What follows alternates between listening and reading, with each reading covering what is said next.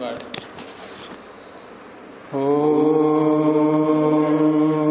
सहनावतु सहनौ भुनक्तु सह वीर्यं करवावहै तेजस्विनावधीतमस्तु मा विद्विषावहै। शांति शांति शांति।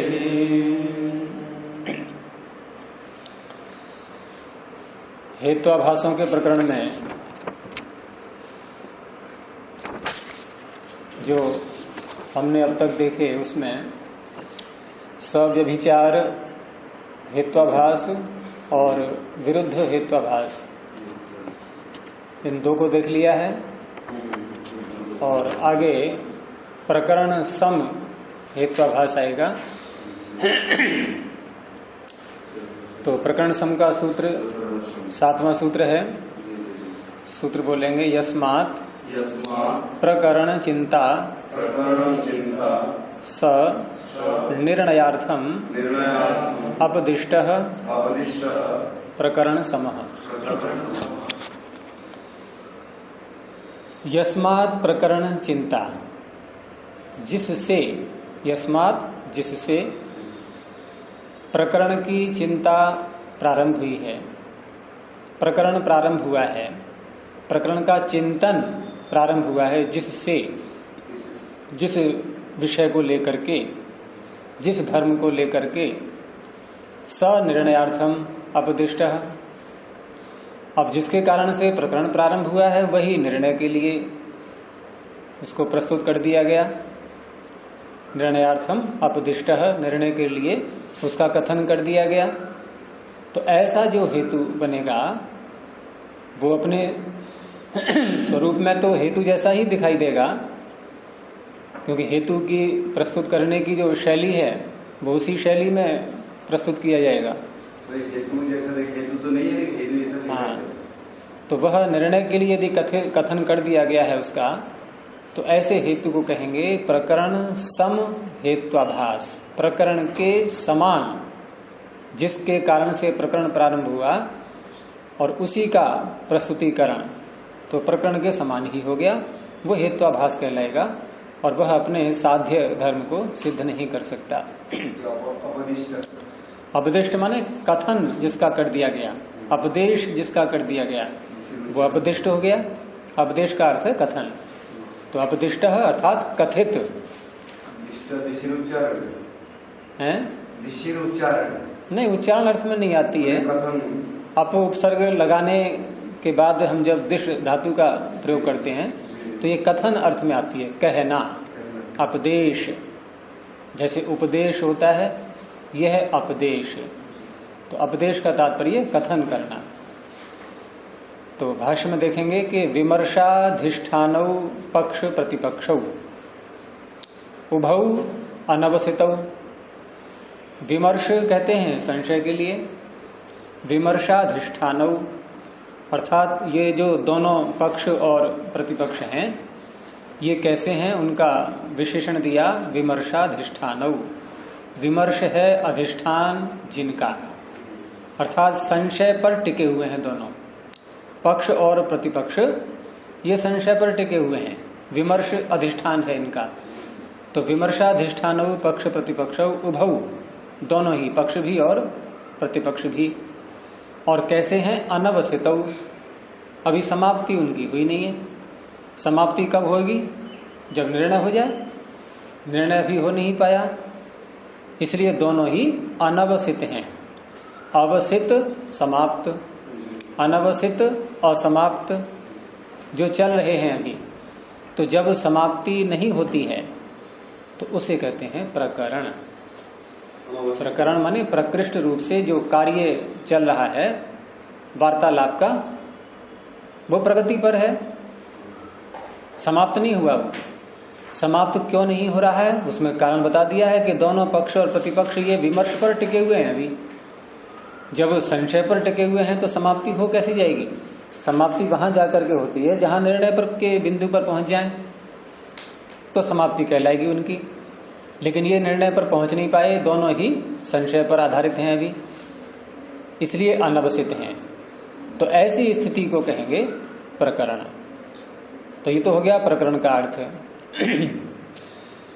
अब चिंता का अर्थ करते हैं कि तस्य चिंता, उस प्रकरण की चिंता। चिंता को खोला कि विमर्शात प्रभृति, विमर्श से लेकर, विमर्श क्या है? संशय। संशय से लेकर, जहां संशय प्रारंभ हुआ था वहां से लेकर, प्रांग निर्णयात, निर्णय से पहले पहले तक। संशय से प्रारंभ हुआ और अंतिम बिंदु क्या होगा? निर्णय। प्रांग निर्णयात, निर्णय से पहले पहले तक। यत समीक्षणम, जो समीक्षण चलता है, सम्यक ईक्षण, एक एक बात को बारीकी से जहां देखा जा रहा है, साध्य धर्म, साधन धर्म, इन सारी बातों पर विचार चल रहा है, ये क्या है? समीक्षण। तो ये जो संशय से लेकर के निर्णय तक जो समीक्षण चलता है, इस समीक्षण का नाम है चिंता। इसको चिंतन कह सकते हैं। विचार, विचार चल रहा है, तो विचार किसका चल रहा है? चिंतन किसका चल रहा है? प्रकरण का। और प्रकरण की व्याख्या क्या कर दी कि जहां पक्ष और प्रतिपक्ष दोनों अभी संशय में ही रुके हुए हैं, संशय से आगे नहीं बढ़ पाए हैं, निर्णय तक नहीं पहुंच पाए हैं, तो ऐसे प्रकरण का चिंतन, ऐसे प्रकरण का विचार, ये हो गया प्रकरण चिंता। अब यस्मात् प्रकरण चिंता, इन दोनों शब्दों को मिलाकर के अर्थ कर रहे हैं कि जिज्ञासा यत कृता, यत कृता में भी बहुव्रीहि समास करेंगे, या नहीं तत्पुरुष कर देंगे, ये न कृता। जिज्ञासा ये न कृता, जिसके द्वारा की गई है। जिज्ञासा जिसके द्वारा की गई है, जानने की इच्छा जिस धर्म को लेकर के हुई है। क्योंकि जिज्ञासा जब भी किसी के अंदर आएगी तो किसी एक धर्म को लेकर के आएगी कि पता नहीं ये धर्म इसमें है या नहीं है, और उसका निर्णय करने के लिए उनको उसको साध्य बना करके जब प्रस्तुत करेंगे और निर्णय तक जब तक नहीं पहुंच पाएंगे तब तक जिज्ञासा बनी रहेगी। तो जिज्ञासा यत कृता, जिस धर्म को लेकर के की गई थी, स निर्णयार्थम प्रयुक्तः, जिस धर्म को लेकर के जानने की इच्छा उठी उसी धर्म को निर्णय के रूप में प्रस्तुत कर दिया। जैसे हम अगर लौकिक उदाहरण लें, एक बहुत ही स्थूल उदाहरण कि कहीं आग लग गई। अब आग लग गई तो आग लगी का कारण खोजा गया, भाई क्यों लगी आग? कि यहां पर पेट्रोल रखा हुआ था, पेट्रोल या डीजल से आग लगी। तो ठीक है, आग लग गई, पता लग गया। अब उसको बुझाने का उपाय सोचा गया, तो बुझाने के लिए पेट्रोल डीजल के डिब्बे और ले आए और उसको डाल डाल करके बुझा रहे हैं। बुझ जाएगी? तो क्या यहाँ क्या हमें समझना है कि यस्मात् प्रकरण चिंता, जिसके कारण से आग लगी थी, स निर्णयार्थम उपदिष्टः, वही प्रस्तुति उसकी निर्णय के लिए कर दी गई कि इससे आग बुझ जाएगी। जिससे आग लगी उसी को आग बुझाने में हम प्रयोग कर रहे हैं उसी का, तो ऐसे तो आग बुझने वाली नहीं है। तो ऐसा जो यहाँ पर हेतु दिया जा रहा है, उदाहरण में आगे आएगा कि वह हेतु, उस हेतु में जो धर्म बताया जा रहा है उस धर्म को लेकर के तो जिज्ञासा ही हुई थी, संशय उत्पन्न हुआ था, और उसी धर्म को हेतु के रूप में प्रस्तुत कर दिया। जबकि हेतु में कौन से धर्म को लाते हैं हम? साधन धर्म को। और साधन धर्म भी कैसा होता है? जो पहले से सिद्ध होता है, जिसका निर्णय पहले से हो चुका है। हेतु में सदा वही धर्म बताया जाएगा जिसको वादी और प्रतिवादी दोनों स्वीकार करते हैं, क्योंकि उदाहरण में वही धर्म दिखाएंगे हम, जिसको हेतु में दिखा रहे हैं, जिसको हेतु में बोल रहे हैं, वही धर्म तो उदाहरण में दिखाएंगे। और उदाहरण ऐसा होता है जिसको दोनों पक्ष स्वीकार कर रहे हो। तो इस तरह से दोनों पक्ष स्वीकार कर रहे हैं तो वो तो सिद्ध है, यानी कि हेतु में जो भी धर्म आएगा वो सिद्ध ही होगा। लेकिन यहां इस सूत्र से जो बात निकल के सामने आ रही है कि यहां हेतु वो प्रस्तुत कर दिया गया जो अभी सिद्ध नहीं है, जबकि हेतु वास्तव में कैसा होना चाहिए, जो सिद्ध हो पहले से, क्योंकि सिद्ध ही तो दूसरे को सिद्ध कर पाएगा। साधन धर्म साध्य धर्म को सिद्ध क्यों कर पाता है, क्योंकि साधन धर्म पहले से सिद्ध होता है। और अगर साधन धर्म ही असिद्ध हो, वो स्वयं साध्य कोटि में आ रहा हो, तो वो सिद्ध नहीं कर पाएगा।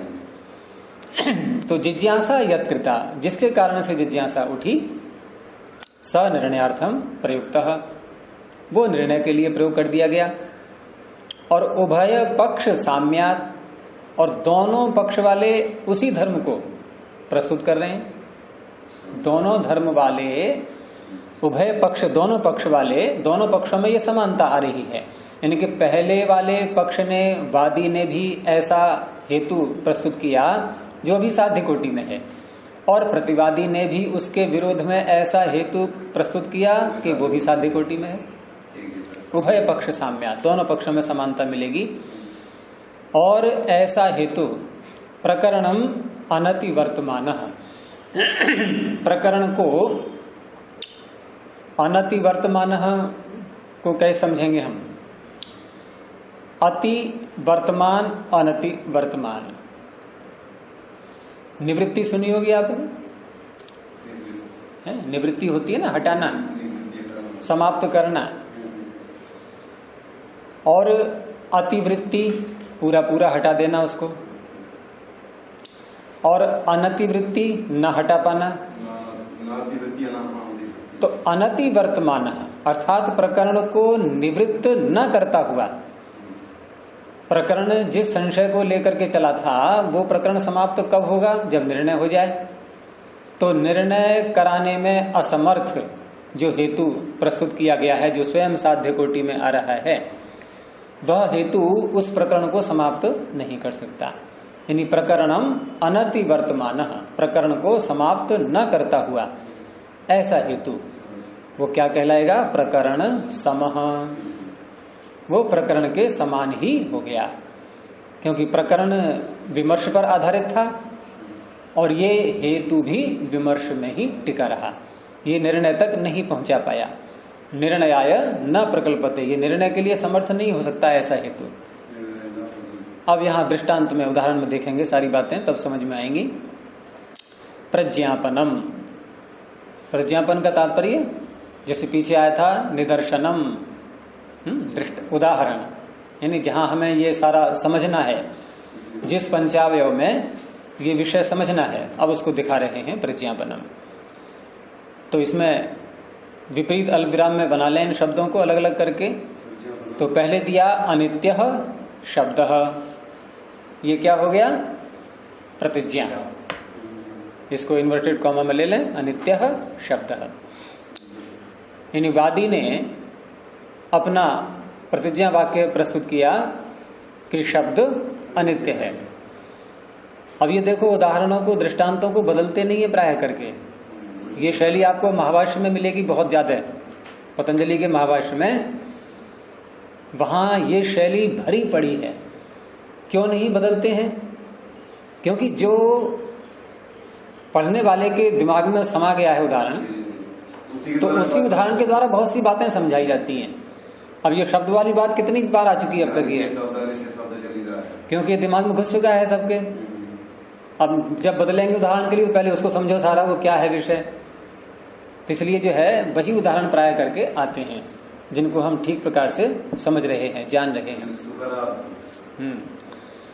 तो अनित्य शब्द है, ये हो गया प्रतिज्ञा का वाक्य कि शब्द अनित्य है। अब इसके बाद तुरंत क्या बोलना पड़ेगा हमें? हेतु को ही तो बोलेंगे। तो हेतु क्या बोला गया कि नित्य धर्म अनुपलब्धे है, नित्य धर्म की प्राप्ति न होने से, नित्य धर्म की अनुपलब्धि होने से। अनुपलब्धि का अर्थ क्या है? प्राप्ति न होना। तो नित्य धर्म की प्राप्ति न होने से, अर्थात वादी ने अपना जो साध्य धर्म है उसको प्रतिज्ञा में प्रस्तुत किया था। क्या है यहाँ पर साध्य धर्म प्रतिज्ञा में? अनित्य शब्द में साध्य धर्म क्या है? शब्द की अनित्यता। अनित्यता ही तो साध्य धर्म है, यानी कि शब्द को अनित्य है ऐसा सिद्ध करना है। अभी ये सिद्ध नहीं है। तो अनित्यता जो है ये हमारे संशय के रूप में अभी प्रस्तुत है। पता नहीं नित्य है या अनित्य है, लेकिन वादी प्रस्तुत कर रहा है कि शब्द अनित्य है, तो उसको अपनी अनित्यता सिद्ध करनी होगी, क्योंकि प्रतिवादी ऐसा मानता नहीं और नहीं मानता है प्रतिवादी, तभी तो ये प्रकरण प्रारंभ हुआ। अगर दोनों एक ही सिद्धांत को मानने वाले हैं, वादी भी यही मान रहा है कि शब्द अनित्य है और दूसरे पक्ष वाला भी यही मान रहा है कि शब्द अनित्य है, तो चर्चा प्रारंभ ही नहीं होगी। चर्चा प्रारंभ ही तब होती है जबकि दोनों पक्ष वालों के सिद्धांत पृथक पृथक हों, तभी चर्चा प्रारंभ होगी।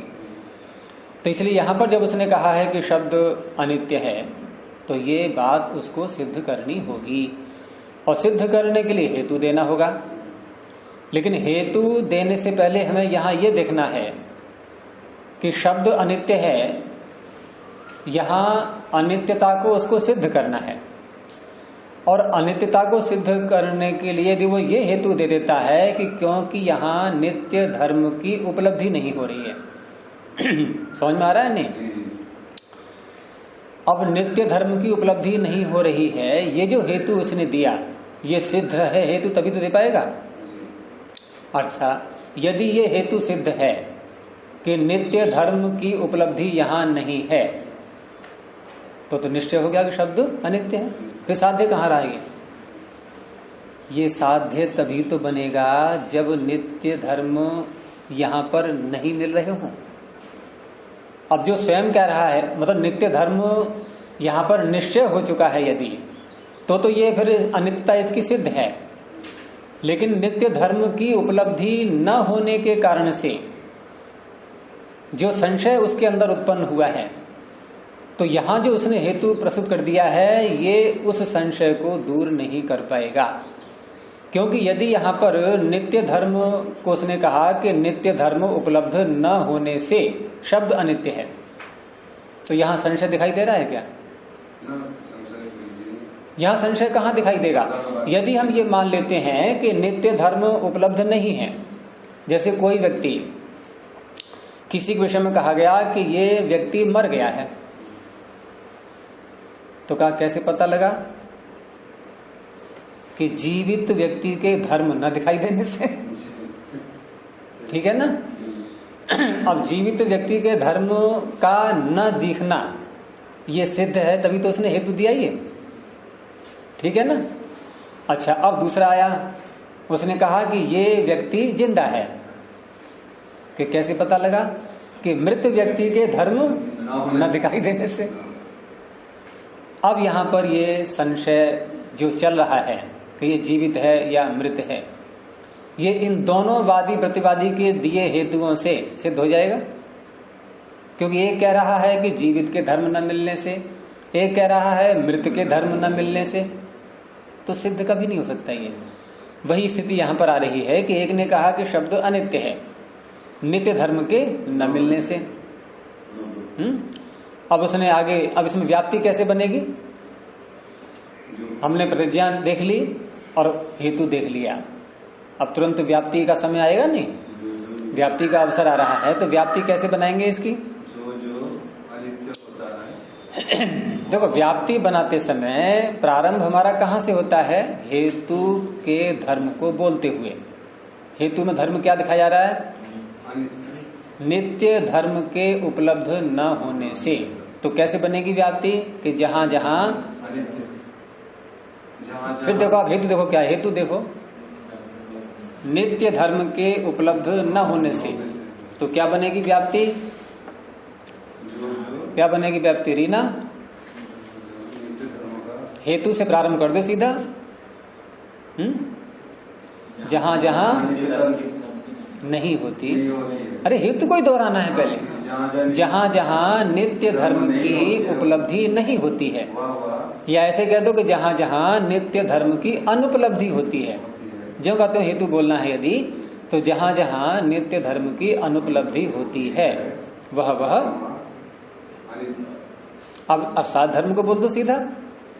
साध्य धर्म जो बोला गया है उसको बोलना है अब कि वह अनित्य होता है।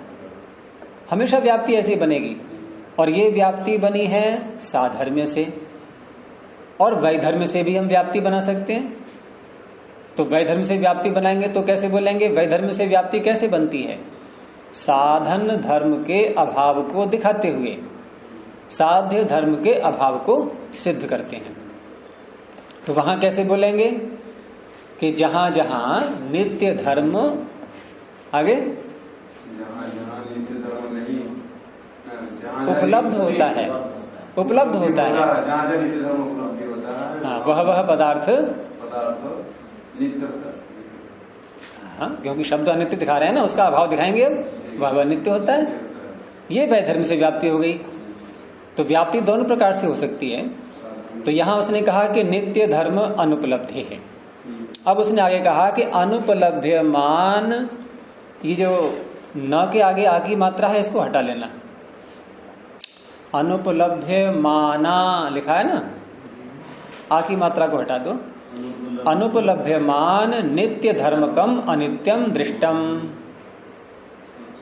ये दृष्टांत दिया जा रहा है व्याप्ति के सहित। कई बार दृष्टांत ऐसे दिए जाते हैं जहां व्याप्ति को उसमें सम्मिलित कर देते हैं। जैसे हमने व्याप्ति को अलग से बोला था कि जहां जहां नित्य धर्म की अनुपलब्धि होती है वह पदार्थ अनित्य होता है। ये हमने व्याप्ति को अलग से बोल दिया था। लेकिन दृष्टांत के साथ में बोलेंगे तो कैसे बोलेंगे कि अनुपलभ्यमान नित्य धर्मकम, जहां नित्य धर्म अनुपलब्ध हो रहा है ऐसा पदार्थ, ये आ गई व्याप्ति। अब अनित्यम दृष्टम, वह नित्य होता है। ये व्याप्ति पूरी आ गई नहीं। अब दृष्टांत आ गया स्थाल्यादि, जैसे स्थाली आदि। अब स्थाली आदि में उसने क्या देखा? स्थाली आदि जो दृष्टांत दिया है इसमें क्या देखा? इसमें क्या देखेंगे हम? ये साधर्म से है दृष्टांत या वैधर्म से है? साधर्म से या वैधर्म से, इसका पता तुरंत लग जाएगा कि ये शब्द के समान बताया जा रहा है स्थाली को या शब्द से बिल्कुल विपरीत बताया जा रहा है। समान बताया जा रहा है, इसलिए साधर्म से हुआ दृष्टांत।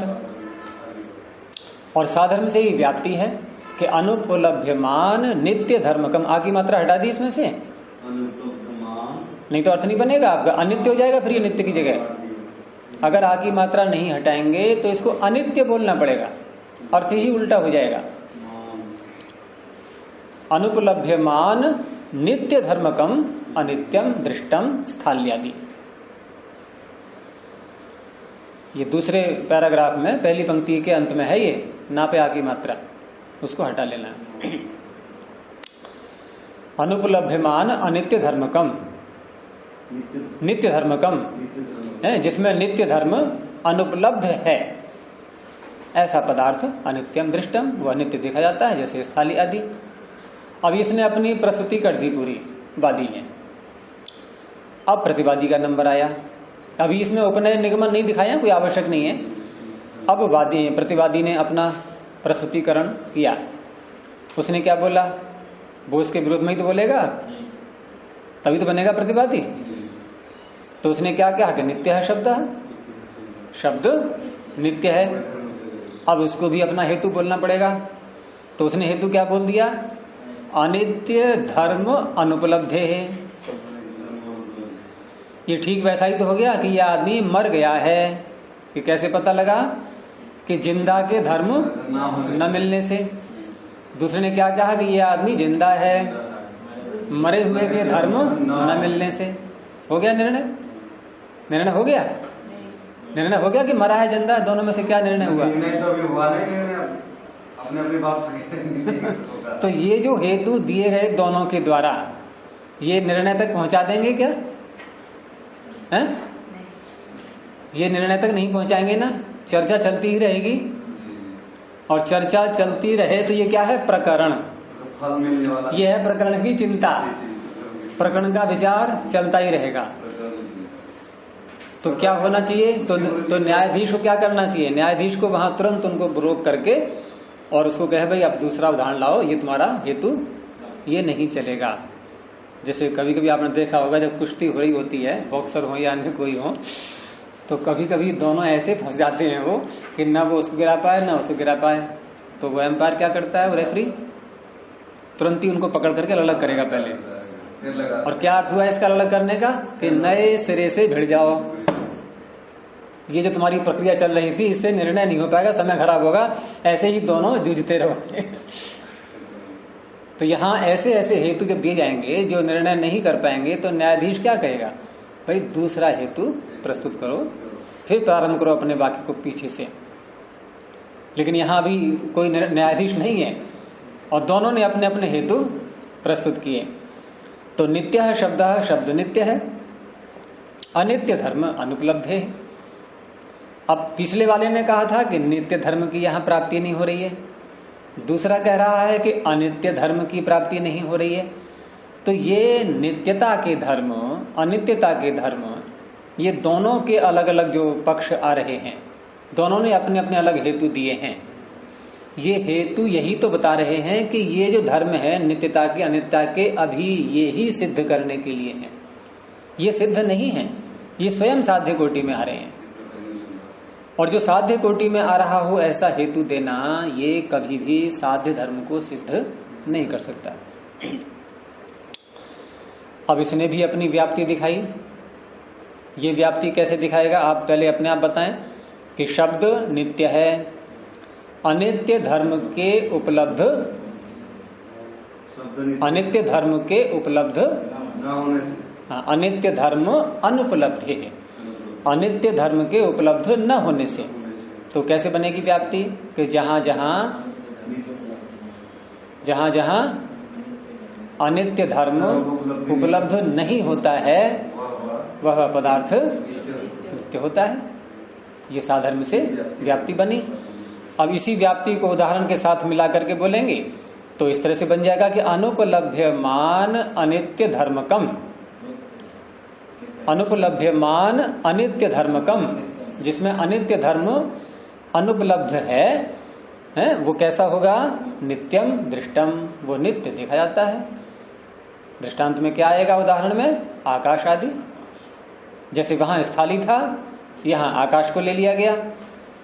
अब आकाश में क्या दिखाई दे रहा है उसको, कि यहां आकाश में अनित्य धर्म उपलब्ध नहीं हो रहा है, इसलिए आकाश नित्य है।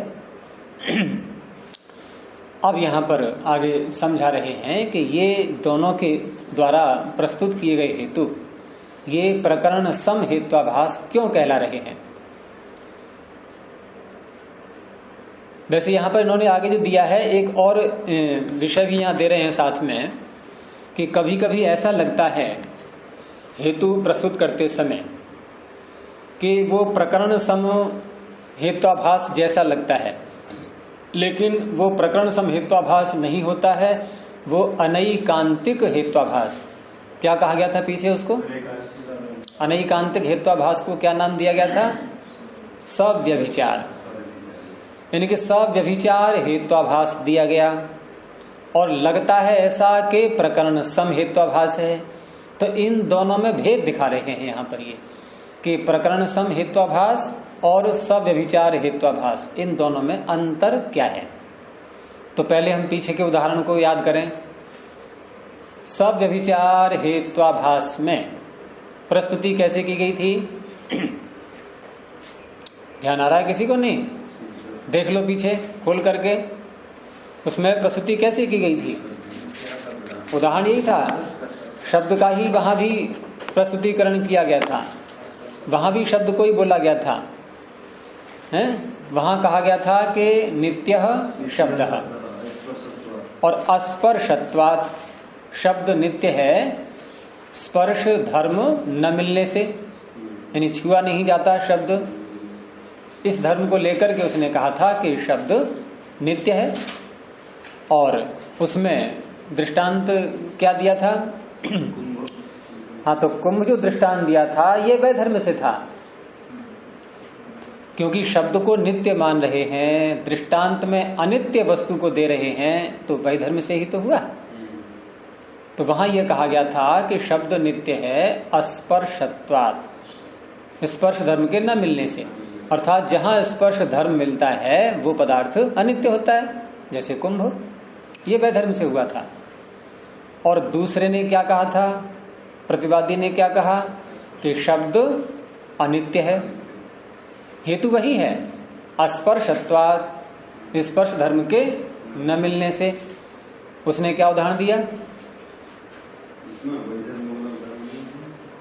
जैसे बुद्धि, बुद्धि अस्पर्श वाली है और अनित्य भी है। बुद्धि का अर्थ ज्ञान, ज्ञान को हम छू सकते हैं क्या? छूने में आता है ज्ञान? है, छू के देखो कभी, नहीं छूने में आएगा। तो ज्ञान छूने में नहीं आता। और नित्य है या अनित्य? हम याद करते हैं भूल जाते हैं, समझते हैं भूल जाते हैं, ये क्या है? सब अनित्य ही तो है। नहीं तो एक बार सुनी हुई बात है सारे जीवन याद रहे, बिना जोर लगाए तुरंत उपस्थित हो जाए। फिर तो एक तरफ से सारे शास्त्र का पारायण करते जाएं। एक दिन में एक किताब समाप्त, अगले दिन दूसरी किताब समाप्त। कितना ज्ञान बढ़ जाए फिर? ऐसा हो नहीं सकता है? इतनी साथ नहीं हो सकती। तभी तो कह रहे हैं कि अनित्य है। अनित्य है, बुद्धि अनित्य है। लेकिन यहाँ क्या देखना है, यहाँ वादी ने क्या हेतु दिया था? अस्पर्शत्वात्। और प्रतिवादी ने, उसने भी यही दिया है।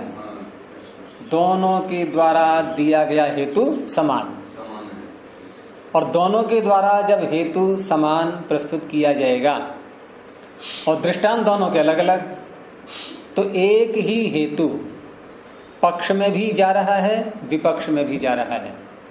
इसे कहते हैं अनैकांतिक। एक जगह न टिका रहना, दो जगह, तीन जगह पहुंच जाना, अनैकांतिक हो गया कि नहीं? इनकी ये अस्पर्श वाला जो हेतु है, ये घट में भी दिखाई दे रहा है, कुंभ में। और कुंभ कैसा है? अनित्य। अनित्य कुंभ में भी दिखाई दे रहा है। ठीक है। उधर जो आत्मा शब्द है, आत्मा को ले लेंगे हम वहां, तो आत्मा कैसा है? वो भी अस्पर्श वाला है, लेकिन नित्य है वो, तो वहां भी दिखाई दे रहा है। तो कुंभ की दृष्टि से आत्मा सपक्ष है या विपक्ष है? विपक्ष कहते हैं विरोधी दृष्टांत को, क्योंकि शब्द को जब नित्य बताया जा रहा है और उसके लिए हमने वैधर्म से दृष्टांत दिया कुंभ का और साधर्म से दे दिया आत्मा का, तो आत्मा भी अस्पर्श धर्म से युक्त है, कुंभ भी अस्पर्श नहीं, कुंभ तो स्पर्श वाला हो गया, वो वैधर्म से हो गया। लेकिन बुद्धि को लेंगे यहां पर हम कि आत्मा भी स्पर्श धर्म से युक्त है, बुद्धि भी स्पर्श धर्म से युक्त है, लेकिन एक नित्य है और एक अनित्य है। तो नित्य अनित्य दोनों होने से इसमें एक बनेगा सपक्ष का उदाहरण, एक बनेगा विपक्ष का उदाहरण।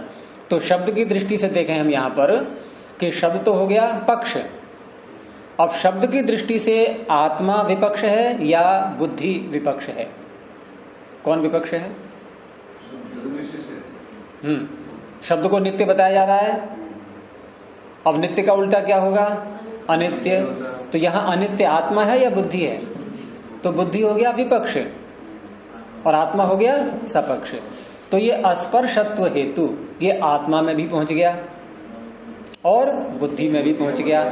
आत्मा में पहुंचा कोई बात नहीं है, सपक्ष है वो, पहुंचना चाहिए, लेकिन विपक्ष में भी पहुंच गया बुद्धि में, इसलिए हो गया ये अनैकांतिक। तो यहां पर हेतु तो एक ही है, हेतु अलग अलग नहीं है। अब यहां अंतर करके देखो प्रकरण सम में। प्रकरण सम में वादी ने हेतु क्या दिया था? वादी ने हेतु क्या दिया था? नित्य धर्म के उपलब्ध न होने से। ठीक है। और प्रतिवादी ने क्या हेतु दिया? अनित्य धर्म के उपलब्ध न होने से। दोनों के हेतु भिन्न भिन्न है नहीं है? और वहां दोनों का हेतु एक ही है। तो वो से कहेंगे हम सब व्यभिचार हेत्वाभास, और इसे कहेंगे प्रकरण सम हेत्वाभास। ये दोनों में अंतर है। तो वही आगे बता रहे हैं कि यत्र समानो धर्म, जहां पर एक ही धर्म, जैसे वहां स्पर्श वाले को ले सकते हैं हम, जहां एक ही धर्म संशय कारणम, जो कि संशय का कारण है, और हेतुत्वेन उपादीयते, हेतु के रूप में उसका ग्रहण कर लिया गया है, अस्पर्शत्वाद वाला हेतु। ठीक है, स संशय समः स व्यभिचार एवं, वो संशय के समान होता हुआ उसको सव्यभिचार ही कहेंगे, अर्थात उसको प्रकरण सम नहीं कहेंगे। ये यहाँ पर भेद दिखाया है। सव्यभिचार का तात्पर्य हो गया जो अनैकांतिक होता है, क्योंकि सूत्र ही है अनैकांतिक सव्यभिचार, ये परिभाषा हो गई इसकी कि सव्यभिचार किसे कहेंगे कि जो एक पक्ष में नहीं टिकता। वहां अंत का अर्थ है पक्ष, एकांत एक पक्ष, और अनैकांतिक एक से अधिक पक्षों में होने वाला, वो अनैकांतिक हो गया। और एक से अधिक पक्षों में हम कहाँ देखेंगे, सपक्ष में भी और विपक्ष में भी, इसलिए अनैकांतिक था वो। लेकिन यहां तो हेतु ही अलग अलग हैं, यहां अनैकांतिक नहीं कह सकते इसको, इसे कहेंगे क्या अनैकांतिक। यहां दोनों के हेतु ही भिन्न भिन्न है, तो दोनों के सपक्ष भी भिन्न भिन्न बनेंगे। जैसे एक का यहां पर सपक्ष क्या बना, स्थली आदि, दूसरे का सपक्ष क्या बना, आकाश आदि। लेकिन स्थली में नित्य धर्म की अनुपलब्धि, आकाश में अनित्य धर्म की। ठीक है ना, दोनों का अंतर आ गया नहीं आ गया। तो इस तरह से यहाँ ये जो हेतु दिए गए हैं ये प्रकरण सम कहलाएंगे। लेकिन जहां पर सव्यभिचार हेत्वाभास आ रहा हो, वहां भी ऐसा लगता है कभी कभी कि यहां भी तो निर्णय नहीं हो पा रहा है, यहां भी तो प्रकरण लगातार चल रहा है, तो इसको हम प्रकरण सम हेत्वाभास क्यों नहीं कह सकते अस्पर्शत्वाद हेतु के लिए। तो उत्तर दिया है कि अस्पर्शत्वाद हेतु ये सव्यभिचार में आएगा, क्योंकि ये अनैकांतिक है, इसलिए ये अनैकांतिक नहीं है, ये दोनों में अंतर है। ये ठीक है कि वो भी अपने साथ धर्म को सिद्ध नहीं कर पाएगा और ये भी अपने साथ धर्म को सिद्ध नहीं कर पाएगा, ये तो बात समान होगी। और ये बात तो समान सारे ही हेत्वाभासों में होगी, पांचों में। ये पांचों प्रकार के हेत्वाभास जो आ रहे हैं, ये पांचों क्या अपने साध्य धर्म को सिद्ध कर पाएंगे, नहीं कर पाएंगे। ये समानता तो सम्य है ना, साध्य धर्म को सिद्ध न कर पाना, ये समानता तो सम्य आएगी। लेकिन फिर भी इनके नाम अलग अलग क्यों रखे गए पांच, तो कुछ न कुछ तो अंतर आ ही रहा है, वो अंतर यहां दिखा रहे हैं। तो सव्यभिचार में एक ही हेतु वो सपक्ष में भी मिलता है और विपक्ष में भी मिलता है, और यहाँ प्रकरण सम में भिन्नता है। यहाँ पर हेतु दोनों के पृथक पृथक हैं। तो यत्र समानो धर्म संशय कारणम, जहाँ धर्म एक ही हो और संशय का कारण बन रहा हो और हेतुत्वेन उपादीयते, हेतु के रूप में उसको प्रस्तुत कर दिया गया है, ससंशय समः सव्यभिचार एवं, वो सव्यभिचार हेत्वाभासी ही कहलाएगा, उसको प्रकरण सम हेत्वाभास नहीं कहेंगे। और या तो विमर्शस्य विशेषापेक्षिता उभय पक्ष विशेष अनुपलब्धिश्च सा प्रकरणम प्रवर्तयति, और जहां पर विमर्श की, संशय की, संशय क्या चाहता है, अर्थात संशय दूर कब होता है, विशेष धर्म के मिलने से। संशय होता कब है, अब इसको उल्टा कर दो बस। संशय होता तब है जब समान धर्म तो मिल रहे हो, विशेष नहीं मिल रहे हो। संशय हटता कब है, जब विशेष धर्म मिल जाए, संशय समाप्त हो जाएगा। तो संशय को क्या चाहिए, विशेष चाहिए। तो इसलिए शब्द आगे है विशेषापेक्षिता, विशेष की अपेक्षा, विशेष की आवश्यकता। या तो विमर्शस्य विशेषापेक्षिता, अर्थात जो विशेषापेक्षिता होती है, विशेष की अपेक्षा संशय के लिए, विमर्श के लिए, और उभय पक्ष विशेष अनुपलब्धिश्च, और वो विशेषापेक्षिता वो दोनों ही पक्षों में, उभय पक्ष, वादी के पक्ष में भी और प्रतिवादी के पक्ष में भी, दोनों में उसकी अनुपलब्धि हो रही है। क्योंकि यदि शब्द में नित्य धर्म मिल जाता तो फिर प्रतिवादी नहीं कह सकता था कि अनित्य धर्म इसमें उपलब्ध हो रहा है। भाई एक का भी यदि सिद्ध हो जाए तो दूसरे का पक्ष बनेगा ही नहीं, अब दूसरा कह रहा है कि नित्य धर्म के न मिलने से, एक कह रहा है अनित्य धर्म के न मिलने से, इसका अर्थ है न तो नित्य धर्म मिल रहा है न अनित्य धर्म मिल रहा है, और यही धर्म है विशेष, ये मिल नहीं रहे हैं। तो इसलिए उभय पक्ष विशेष अनुपलब्धिष्ट, दोनों ही पक्षों में विशेष धर्म की उपलब्धि नहीं हो रही है। सा प्रकरणम प्रवर्तयति, तो ऐसी विशेषापेक्षिता, विशेष की अपेक्षा जब तक चलती रहेगी तब तक प्रकरण चलता रहेगा। प्रकरण उसमें समाप्त नहीं हो पाएगा। क्यों नहीं समाप्त हो पाएगा? क्योंकि विशेष धर्म अभी नहीं मिला है। उसी को आगे बता रहे, यथा जैसे शब्द में, यथा शब्दे नित्य धर्मो नोपलभ्यते, नित्य धर्म उपलब्ध नहीं हो रहा है, एवं अनित्य धर्मोपि, ऐसे ही अनित्य धर्म भी नहीं मिल रहा है। क्या दोनों में से मिला है कोई अभी तक? अच्छा, मिलता तो क्या देखते उसमें? जैसे जिसने कहा था कि शब्द नित्य है, जिसने कहा था शब्द अनित्य है, और उसने क्या कहा कि नित्य धर्म के न मिलने से। तो नित्य धर्म, नित्य का धर्म क्या होता है जो उसको नहीं मिल पा रहा है? ऐसा कुछ भी नहीं दिख रहा है वहां पर। नित्य का धर्म क्या होता है? नित्य का धर्म ये होता है, एक तो पदार्थ उत्पन्न न हो, ये सबसे पहली बात है ये, अर्थात सदा से रहा हो, जिसकी उत्पत्ति ही न हुई हो। लेकिन शब्द तो उत्पत्ति वाला दिखाई दे रहा है। शब्द ध्वनि जो है उत्पन्न होती है ना, उससे विपरीत है। और जो ये कह रहा है कि शब्द अनित्य है, इसने तो कहा था कि नहीं, पहले वाले ने कहा शब्द अनित्य है नित्य धर्म के न मिलने से, और दूसरा कह रहा है कि शब्द नित्य है। अब वो कह रहा है कि अनित्य धर्म के न मिलने से, वो यही तो बोलेगा। लेकिन दोनों में से, दोनों के द्वारा प्रस्तुत किए गए हेतु में जो धर्म आ रहे हैं, नित्यता और अनित्यता, इन दोनों में से किसी को अभी कुछ भी नहीं मिला है। तो यही वाक्य यहां बोल रहे हैं कि यथा शब्दे नित्य धर्मो नोपलभ्यते एवं अनित्य धर्मोपि। तो सा इयम उभय पक्ष विशेष अनुपलब्धि, ये जो दोनों पक्षों में विशेष धर्म की अनुपलब्धि है, विशेष धर्म का न मिलना है, ये प्रकरण चिंताम प्रवर्तयति, ये प्रकरण की चिंता को प्रवृत्त किए हुए है।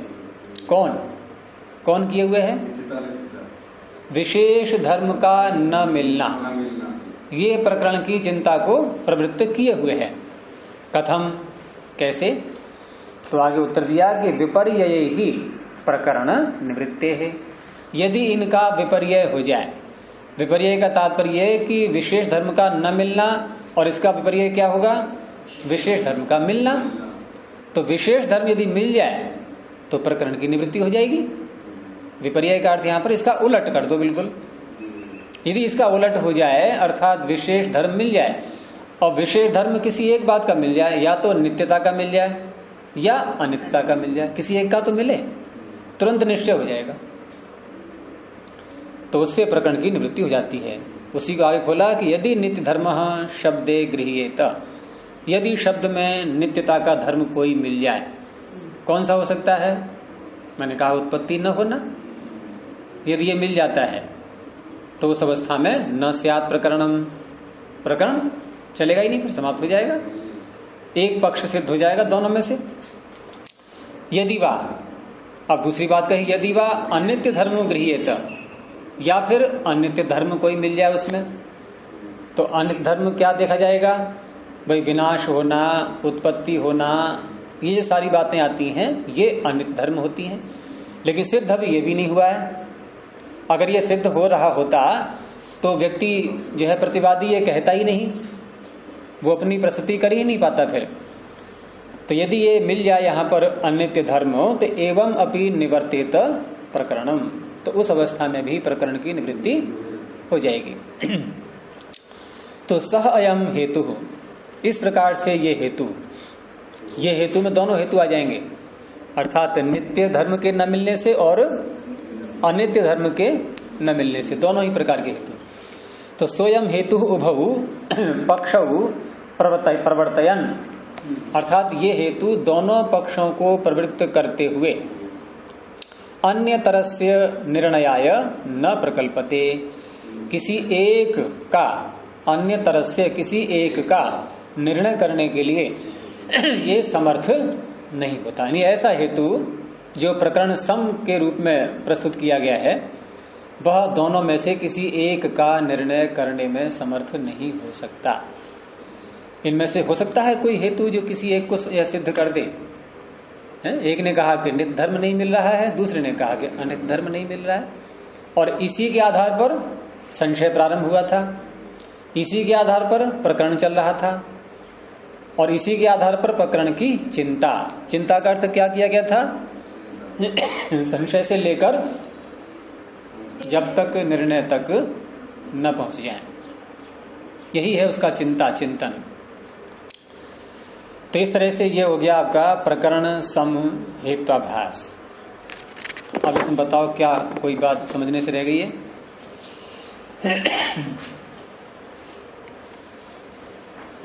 इसको प्रकरण सम हेत्वाभास क्यों कहा जा रहा है? प्रकरण सम है ना, एक ही प्रकरण सम। सम तो ये है जी समान। सम का अर्थ है समान, बुद्धि का स्पर्श दोनों प्रकरण के समान। अब प्रकरण के समान समझने से पहले प्रकरण को समझना होगा। प्रकरण है क्या? तो प्रकरण किसे कहा था इन्होंने? कि जो पक्ष विमर्श पर आधारित होते हैं, संशय पर आधारित होते हैं, उसे कहेंगे हम प्रकरण। जो पक्ष दोनों वादी और प्रतिवादी के जो संशय पर आधारित हैं वो तो हो गया प्रकरण, और उसी के समान हेतु दे दिया गया। तो कैसे देखेंगे समानता? कि प्रकरण संशय पर आधारित था, हेतु भी संशय पर आधारित होगा, तभी तो प्रकरण के समान बनेगा। तो हेतु संशय पर आधारित क्यों है? जब हेतु कहा गया कि नित्य धर्म के न मिलने से, लेकिन यहां तो स्वयं संशय है भी। नित्य धर्म मिल रहा है या नहीं मिल, उसने कह तो दिया कि नित्य धर्म के न मिलने से, लेकिन दिखाए तो पहले वो कौन सा नित्य का धर्म है जो नहीं मिल रहा है, और जो ये कह रहा है कि अनित्य धर्म के न मिलने से, वो ये दिखाए पहले कि कौन सा अनित्य का धर्म होता है जो यहां नहीं मिल रहा है। दोनों में से कोई नहीं दिखा पा रहा है, दोनों सिद्ध नहीं कर पा रहा। तो दोनों के हेतु संशय पर आधारित हैं, और संशय पर आधारित ही प्रकरण है, तो हेतु प्रकरण के समान हो गए। इसलिए कहा गया प्रकरण सम हेत्वाभास, यानी प्रकरण सम हेतु। और आभास क्यों जोड़ दिया गया? जो साध्य धर्म को सिद्ध न कर पाए ऐसे हेतु के साथ में जोड़ देंगे आभास, वो हेत्वाभास हो गया। देखने में तो हेतु लग रहा है, लेकिन हेतु की जो एक विशेषता होती है, कौन सी हेतु की विशेषता क्या होती है? साध्य धर्म को सिद्ध करना, यही उसकी विशेषता है। और उस विशेषता से जो रहित है वह हेतु कहलाएगा क्या? और जो हेतु जैसा है लेकिन हेतु नहीं है, उसी का नाम होता है हेत्वाभास। तो ये 5 प्रकार के होते हैं। उसमें कितने हो गए? सव्यभिचार और विरुद्ध हेत्वाभास और प्रकरण सम हेत्वाभास। विरुद्ध में क्या आया था?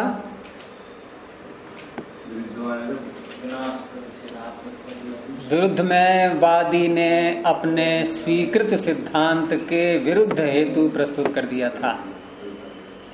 उसने कहा था कि कोई भी पदार्थ जो नष्ट हो गया है, उसका स्वयं का तो सिद्धांत था कि कोई पदार्थ जो भी है जो उत्पन्न होता है वह अनित्य होता है, लेकिन उसने प्रस्तुति क्या कर दी थी अपने सिद्धांत के विरोध में?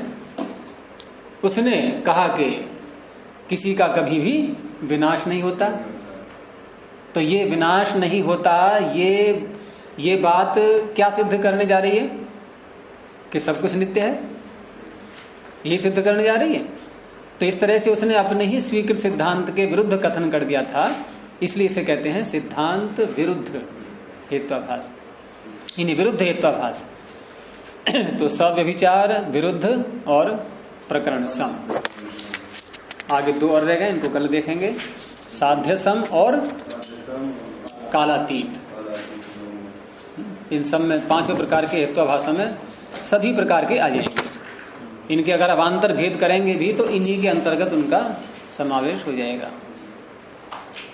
बस इतना ही रखते हैं। प्रणोध्वनि।